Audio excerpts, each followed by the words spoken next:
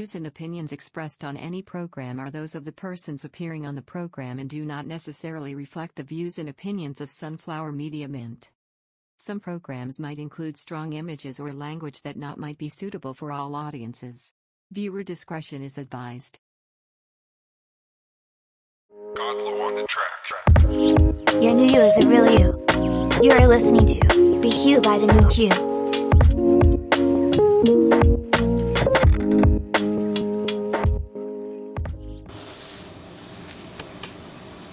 All right. We are back in pod. It's a Thursday. It's October 22nd, 2020. Wow, patapos na ang taon in a few more months. I'm here, I'm Reg, and I'm here with my co-host Gita. Hi, Gita. Hi guys, good evening. And hindi nyo siya nakikita, no? But H is here joining us on the show. Audio lang siya. Bale, guys, saling kit-kit lang siya.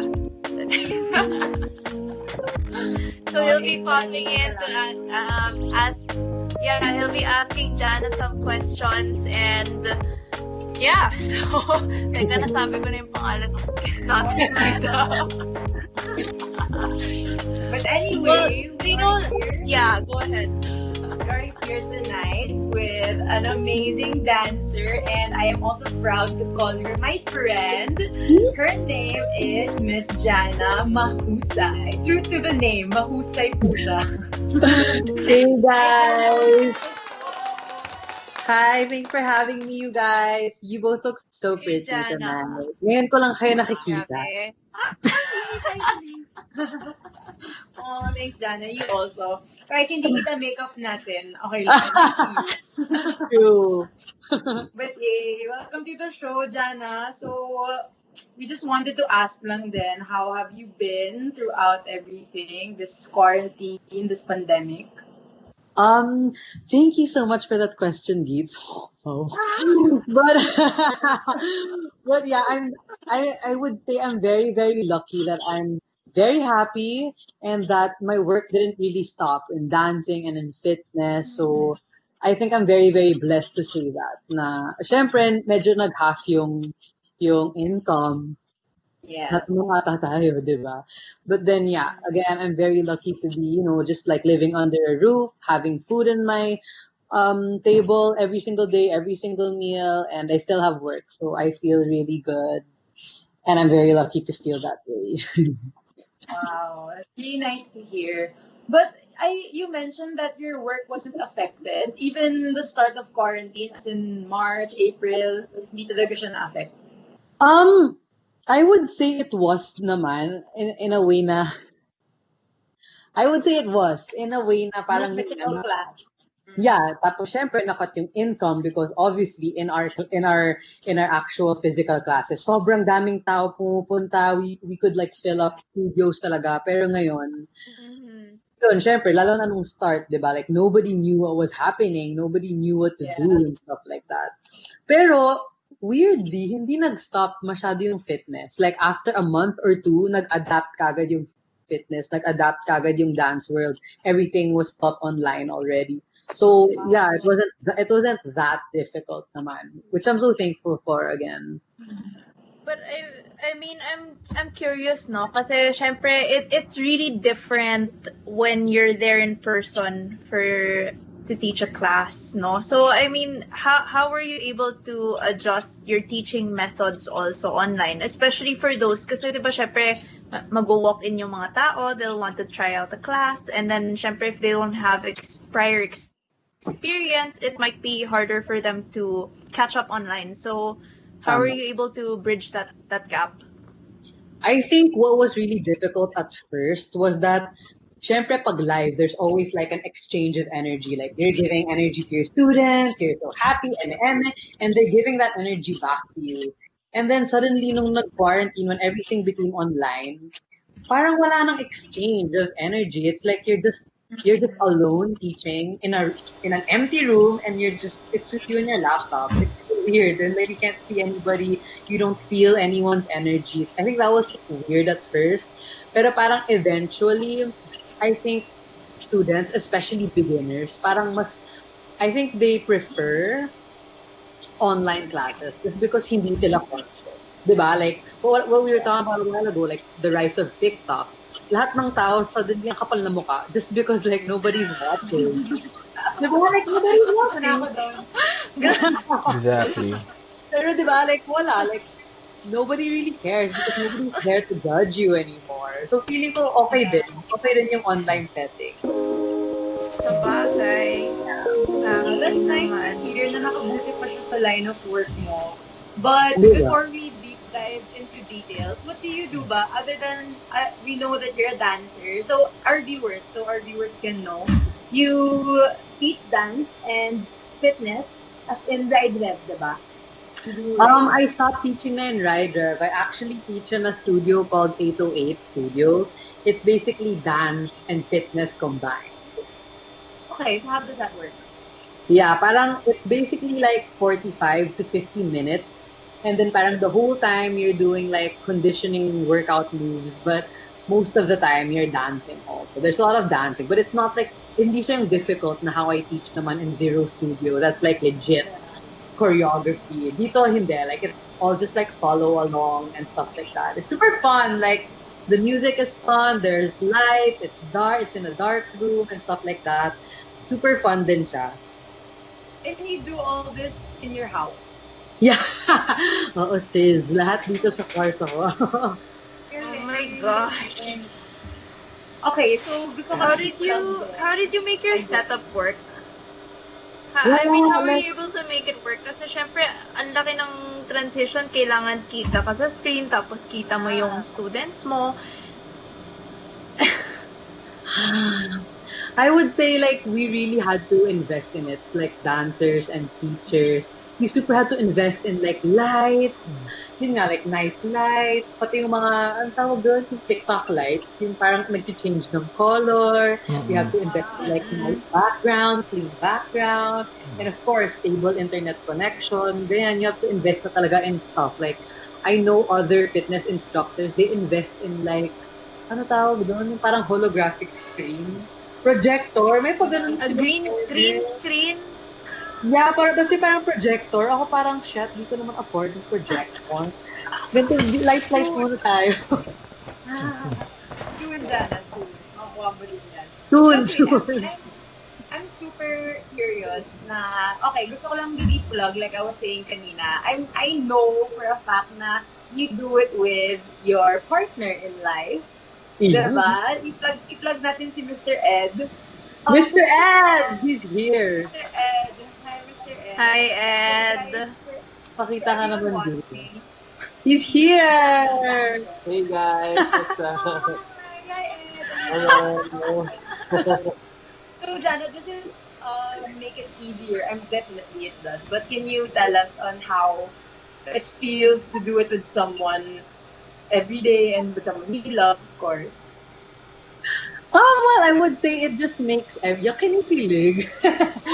I would say it's just so much more it's just so much more fun. Parang it definitely does not feel like work when I dance with him, diba? And parang it just makes our relationship a lot like interesting and funner. Although like there are times we really fight about it. Lalo na parang creatively, diba? Like he has a different vision, I have a different vision. Like we're both artists. And having like we want to push what we believe is correct, diba? So we argue about it then, but wala. It's still the fun outweighs all of our tampuhan.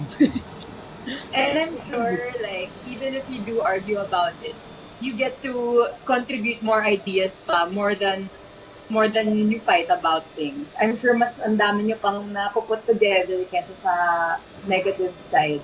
Kaya, two of your creative sides na work together talaga. Yeah, super correct. And then parang we learn more about each other as well. It's like we learn how to be more patient with each other. We learn how to be more understanding and to really see each other as equals. I think that was difficult. Na parang baka feel niya he's more magaling than me or something like that. But like now, we feel very equal to each other. And I think that's a good thing to feel in a relationship. Yeah. It's nice. Okay. So, Right? Other ka naman. I want I wa- So now you are currently teaching pa din, 'di ba? And do your students yung students mo ba dumami or kumonte from the live classes? Um, I would say, hmm, probably like in the live classes, I would have like 50 to 60 people in a class. Wow, ang Pero, dami. oo, Oh my madami, gosh. diba? Parang, ngayon, I can't imagine being in a room with like 50 people. I'm gonna be like, Right now. yeah. But like now, sa last dance class ko, I think I had like 30 plus. So parang I don't think that's too bad. Pero, syempre, bumaba, it got cut pa rin. But I don't think it's too bad. Like, Yeah. and parang personally naman, it doesn't really matter that much to me. Like, even if there's one person who showed up, that's still one soul who wanted to like, who paid to be with me, who paid to learn from me. So parang I don't take it lightly. I don't take my job lightly naman. So whoever's there, I'm happy. Kahit sino ka man. Oh, that's nice, Jana. So, you have the same Um, values as the new you. We started that way, na kahit walang nanonood, mag-show kami, kahit isa lang yung ma-touch namin life, di ba? Masaya na kami. So, Tama. actually, Purpose. oo, totoo yan kasi when H and I started the podcast, no, parang kami, gusto lang namin mag-usapan, kwentuhan. Kami nila Gita and H, parang, sige, kwentuhan lang tayo. If they wanna watch, sige. I mean, Tama. we just want good conversations. Pero speaking of H, no, Gita, may saling kitang narinig kanina. Ano sasabihin mo, H? Hindi. Sabihin ka sana ata. Kanina kasi may nakita ko dito yung top fan natin. What the fuck, may Harley bigla. Oh, actually, kahit di pala ako nakikita, kilala niya na yung boses ko sa pod. So, in a sense, kanina kasi nabanggit ni Jana about, di ba, at this time na yung pagiging, well, na nakulong tayo sa mga bahay-bahay natin, and then all of a sudden, bigla ang kakapal na ng mukha natin lahat. And that's true. Honestly, it's something na nakabuti in a sense, di ba? I mean, I'm not really that talkative in terms of public speaking and all. Reg, at the same time, most likely is the same as me. But all of a sudden, we started this podcast, this the new you, and then right now we're at on whatever month that we are on the second season, and we've been trying to converse with people that we really don't know. And yun yung isa sa maganda doon. I mean, we talked last season with Chot Reyes, with ate ni Gita, si Michelle. Well, Michelle, I know Michelle, but other people as well, even Sasha Grey, a previous adult film star from the across all over the world, na bigla namin, oops, di ba? Parang bigla natin kakausap and all. And that's something good. I always see that at the beginning of this pandemic, it's something na tinitingnan natin na, oh, it's really depressing or anxiety is striking and all. It's all on the negative side of things. But right now, at least nakikita na natin, di ba? Siguro if I'm looking at season 1 and season 2 of the New You, it's more of from season 1, we've been saying stay at home, yes, stay safe and all.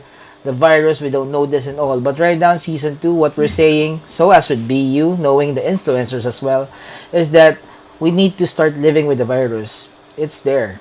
yeah. It's part of the world. The virus is Yeah. already part of the world. So it doesn't mean that we have to stop our lives and all.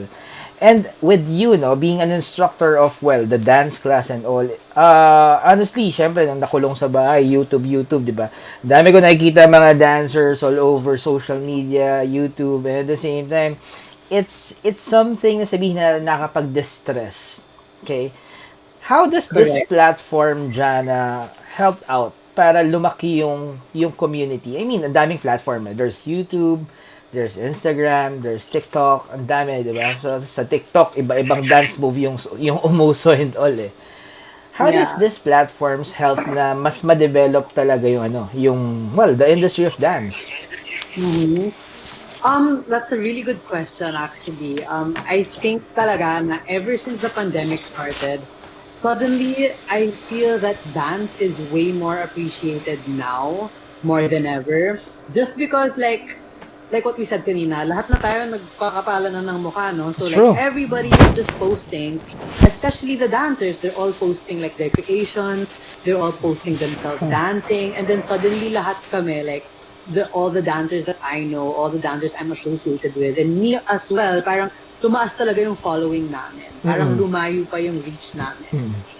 As compared to when we weren't yet in the pandemic, di ba? Like, syempre, nung hindi pa pandemic, everyone was so busy, like, no one was stuck on their phones. We were always in our own little dancer bubble. Yeah. Pero suddenly now, everyone is, like, putting themselves out there, and then non-dancers get to see us and our work, and it's considered, entertainment. Exactly. And yun na, like, in TikTok, diba? Like, almost everybody is on TikTok, and so, like, everybody can learn dances so easily and stuff like that. So, feeling ko at some point, nagsa-thrive pa rin yung dance community.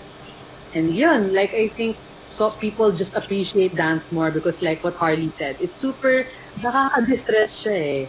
Diba? It's like a form of free entertainment. Now we just post on Instagram, we post on TikTok, and anybody can watch it for as many times as they want. Diba? Yeah. And honestly, everyone wants to be a dancer. I can speak for myself. What? Nakikita ka din, nagpa-TikTok ka, di ba? Na-highlight talaga yung dancers. Kaya, oh my gosh, can I just say, Jana is my favorite dancer. As in, you're one of the people that I always watch talaga. As in, I'd really go out of my way to watch dance bits, Jana, I swear. Oh, Kaya, good. your talent is undeniable. Kaya, what you said about your followers increasing, tama lang yan. Kasi, you deserve more recognition with your talent, as in, and how you share it pa with the world, how you do it with passion, di ba? Galing lang din. Oh, Gita. Thank you. Love Ellie, I miss you though.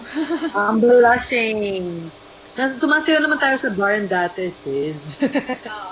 Wow! Wow! Ako, silent talaga ako, pero gusto ko talaga maka-experience ng Jana Mahusay class. But girl, I know you have it in you. Tingnan mo yung moves niyan. May moves yan si Gita eh. I'm sure Natago I've seen niya. it so many times in college. I'm sure she has so much, madami ang baon. Hintay lang tayo. May tinatago palang baon, may tinatago asin. Oh, when the time comes. But You're gonna whip it all out. I want to add. Ni Rich, tsaka ni Harley. No, not me. I'm No. expecting that, Reg and Harley. I will excuse myself. Pero having ano, I would. I mean, Go. No, I have to ask this lang. No? I mean, tama naman si Jana no and Harls with what they said. Kasi I think also it's a way for people to really get out of their comfort zone. It's really daunting to join or walk in on a dance class. Tapos wala kang kilala. Tapos nakikita mo lahat sila friends, ganon. So parang at least, with the online classes, paki naman kung sino man makakita. Ang liit ng screen, I'm just looking at my instructor, and then at the same time, with the whole TikTok craze, right? Nag-boom siya nung lockdown. People who thought like, no, I'm not gonna do that. It's not my thing. I don't know how to dance. I mean, let's be real, yung simple dance moves na nakikita natin doon, it's at least to get everybody included or to get them to appreciate dance at a certain aspect or to enjoy it at least. Kasi the people that don't, let's say they don't dance, don't really want to move around kapag sinabi mo, tara, sige, sayaw na, ayaw nila. Pero at least here, di ba, there are like simple moves or, there's an online platform or like a trending craze that they can follow with and not feel like left out of what's going on online, right? siguro ako personally, may take lang on the craze with the dances. This is my personal take on this one. I don't know about people and all, pero with I think yung mga nag-trend and all, no, medyo natatabunan din in a sense. I would say I would be straightforward talking about, alam naman natin how TikTok work in the Philippines lalo na, di ba? We've seen a lot of challenges na sobrang crazy talaga. Meron mga naging magagandang dance craze, but still, it's really associated with how women are being materialized.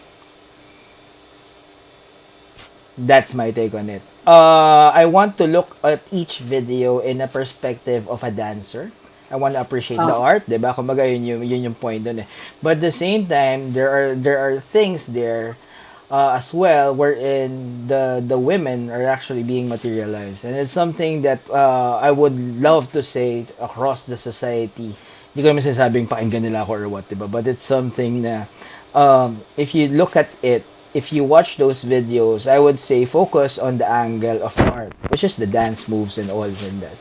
Uh-huh. Pero not really you're watching it because of something else, because of what they wear, because of what they call this, Yeah. the whatever itsura kumbaga ng tao, and it's something that medyo sabihin natin deceiving on that matter. But still, yeah, I think that the whole point of it is the platform is helping that platform is helping out to increase the movement and all of this industry, which is the dance industry, and that's good.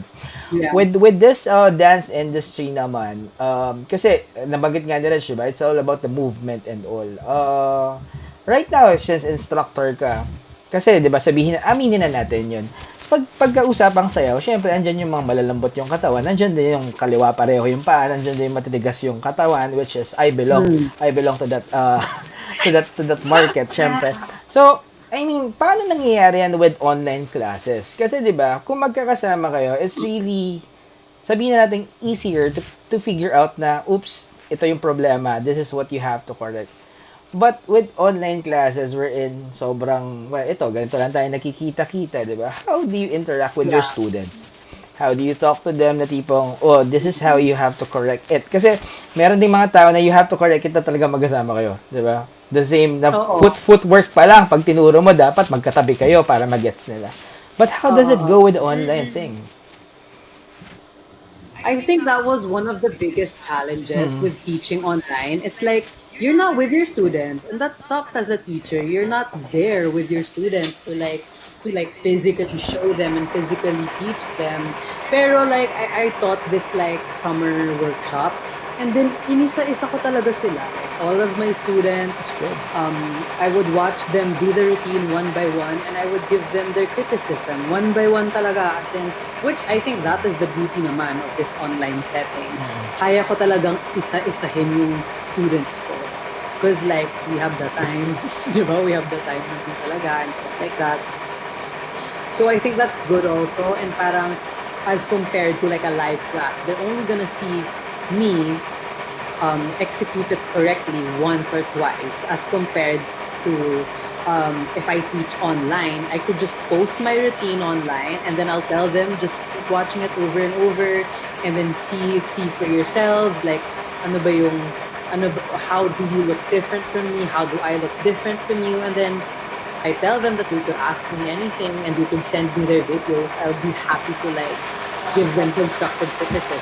So for me, yun din ang okay sa online classes. But it's just more difficult. It's more time consuming. But then it's worth it. It's worth it for the students, I would say. I think this is the perfect um, situation to say kung gusto may paraan. Lahat na Correct. pa nga ng pandemic, diba?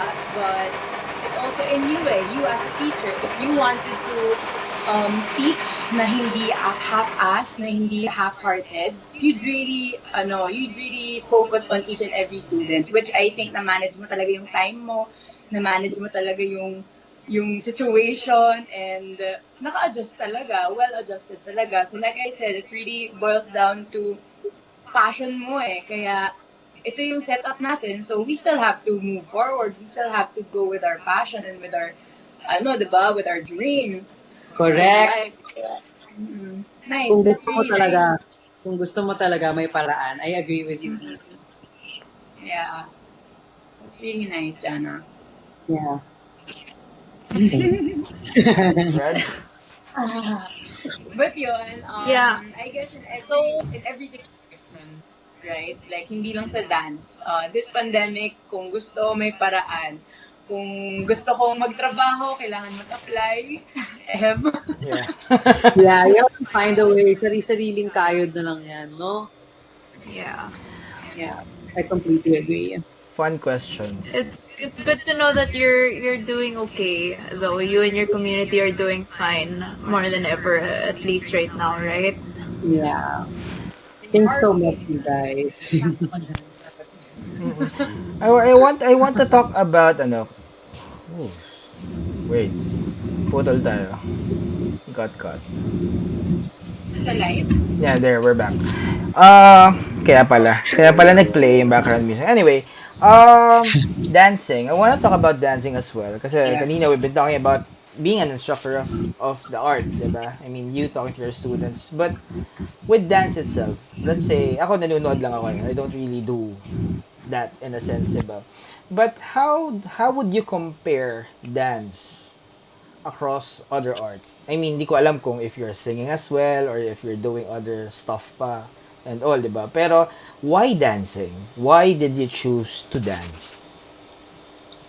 Me personally, Yeah. why I chose to dance is, well, I guess I've tried everything. Siyempre, pag kids tayo, di ba? Lahat Mm. naman tinatry natin, di Yep. ba? So yeah, I guess I've tried everything, but it was really just dancing that made me feel so alive. Like whatever it is that I'm feeling when I'm dancing, it's like nothing matters talaga. As in, I feel like I'm so me. I'm so in my zone. I'm so like I feel 100% confident. I feel 100% connected to like my purpose. And I just feel like when I'm dancing, it's like I don't need anything or anyone. I just need me and my body and I'll be able to dance. Does that make sense? It just makes me feel so empowered. And that's why I can't let go of it. And that's why I love it so much. And that's why that's why I guess it's my career now because like it just makes me feel so fulfilled and it makes me feel so empowered. Na parang feeling ko whatever I feel when I dance. I feel na other people can feel that through me. Parang nahahawa din sila. They feel empowered themselves too. So that's why. I guess that's why I dance. And it's good. I hope that makes sense. You completely make sense, Jana, no? I mean, you completely make sense kasi kumbaga yung iba diba sinasabi natin parang if we want to do something and that's your explanation on doing things, I think that the only thing there is you love what you're doing and that's enough reason to do what you do. You really don't have to please anyone, diba? In a sense. So, and honestly, even with people na hindi marunong sumayaw, gusto nang sumayaw sila. I mean, if they love what they do, and that's what, in a sense, that's what the New Year is all about as well. Like, kumbaga, for us, it's really about taking the stand. It's being a you in the society. It's not really about just, gagawin ko to kasi uso, or kasi it's trending, or kasi because Correct. people will say that, like ko to. I mean, we have already lived in a world full of likes. But I would say fake likes in a sense, Mm-mm. diba? Na Yeah. parang we measure our lives. Alala ko nga to, this one song, diba? I mean, how do you measure a life, diba? I think that's Seasons of Love yata, that song, diba? And Yes, then, rent. I know that. yeah, Rent, diba? And then right now, parang we're living, how do you measure a life? Do we really measure life in the form of likes? Or in the form of Yeah, hearts? And for me, I get you. that's bullshit. I mean, that's not really what we want in life. It's really having only that one person, two, three, or that inner circle, talking about the hey, are you good? Are you okay? And if your answer yes, and then good, then yeah, we're good. So we're really happy. The background music keeps on playing. So anyway, sorry. Reg, anything else?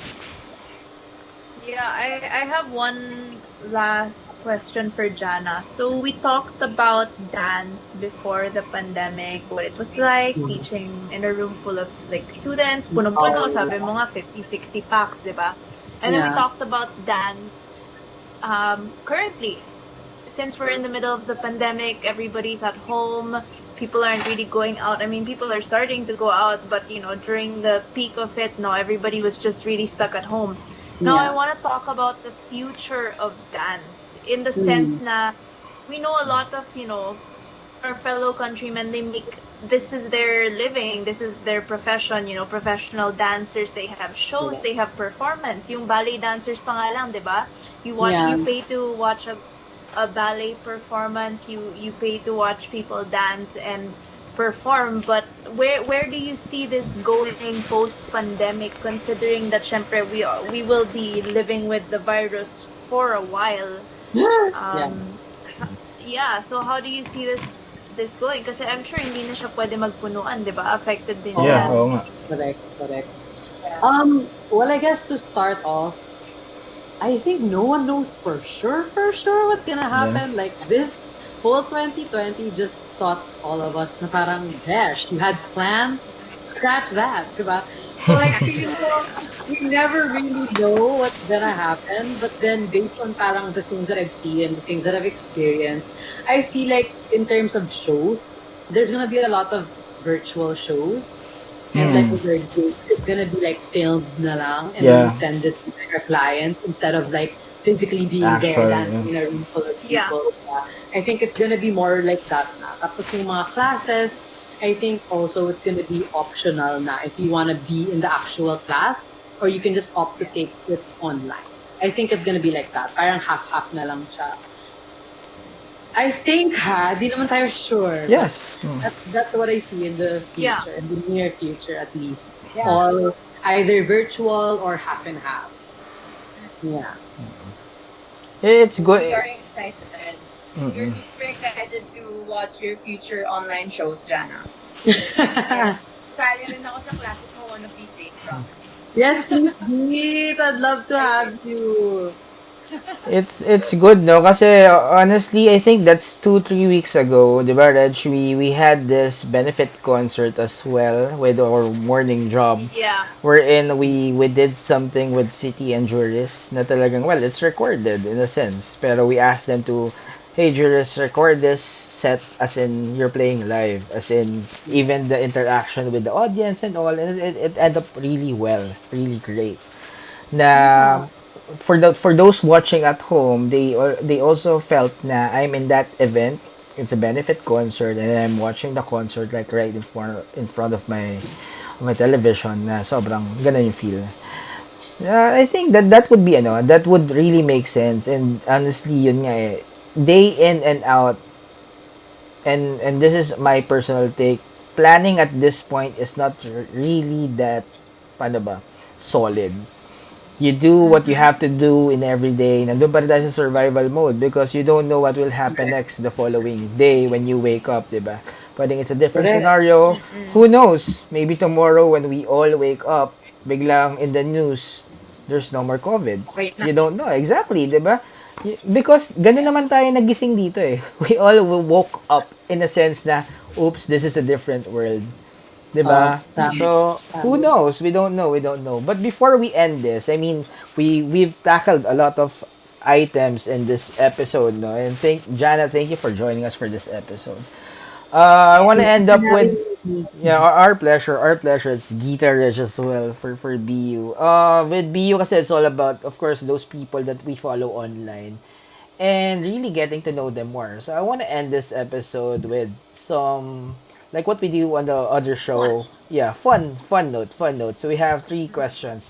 I want to note, well, one of my co-hosts with Yumud, Vino. Okay, actually tanong niya to eh. Ano daw? Oh, sige. Do you eat pizza? Yan ba? Ito na yung fast talk moment mo, Do, Jana. do, do, you, Ah! do, you, Tita Boy! do you eat pizza? Do I eat pizza? Yeah? Yes. Yeah, if you're a pizza, what flavor are you? Cheese. 4 cheese. Wow. Okay. If you're not into dancing, what will you be doing? Oh my god. I'd probably be a photographer. Mm. Oh. I How love photography. what kind of images or subjects do you take? Portraits. I love taking portraits. I love people. Mm. Last question. How old are you now? 25. 25. Bitches. Mm. If you're go if you're going to talk to 12-year-old Jana, what will you tell her? I would tell her that she is so beautiful and I love her so much and I want to tell her to not worry about a single thing. She's so young, so full of life. Just be fearless. And yeah, be fearless, have fun. You're so cute. I love that. I love that. Thanks, Jana. Thank you so much. Thank you so much, you guys. Reg? Thank you so much. Thank you so Jana. much. Okay. Thank you, Jana, for being on tonight's show. It's super fun, no? Thank you to everybody who's watching. So if you're watching this episode, thank you for supporting us. And if you like this episode, be sure to check more of our episodes at facebook.com/thenewhueph. Don't forget to give us a like and a follow. Also on Instagram at thenewhueph. And right after this show, this live show, the audio would be available. The podcast will be up on Spotify, Apple, and Google Podcasts. So check that out as well. And if you want to see more upcoming episode lineups or whatever's new with the New Hue, go check out our website at www.thenewhueph.com. Okay, before we end things up, Jana, first thank you so much. But so tomorrow we'll have Humid by, of course, Humid, Your Playlist podcast every Friday. We'll have Angela Tanimbang tomorrow with her playlist Black. Okay, so it's really a short playlist. I checked it out earlier. There's actually less than 10 songs, but pero solid. So watch out for that tomorrow. And then we already launched our newspaper. Okay, so for those of you who are listening or downloading this, you can check out our website. Like what Reg mentioned, it's www.newuph.com. The article section, we're calling it newspaper. Okay, so all of the articles, online events, you can check it out. It's, why do you call it newspaper? Well, guys, it's in black and white, like what the new is all about. It's always black and white and still always straightforward. Reg, close it out. All right. Sorry, nabigla ako Thank you so much, Jana, and thank you to everyone. Don't forget to check our handles. It'll be in the description as well. Good night. Nice. Bye, guys. Thanks for having me. Good night.